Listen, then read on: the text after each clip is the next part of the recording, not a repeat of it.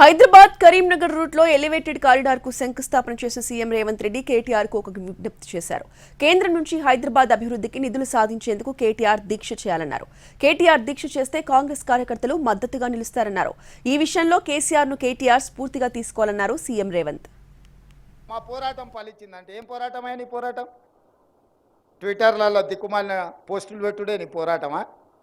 మిత్రుడు కేటీఆర్కు నేను సూచన చేస్తున్నా, హైదరాబాద్ నగర అభివృద్ధి కోసం ధర్నా చౌక్లో ఇంద్ర పార్క్ దగ్గర మీరు ఆమరణ నిరాహార దీక్ష చేయండి, మేము సంపూర్ణంగా సహకరిస్తాం. గతంలో కేసీఆర్ గారు చెప్పారు ఒక మాట, కేసీఆర్ జచ్చుడో తెలంగాణ వచ్చుడో అని.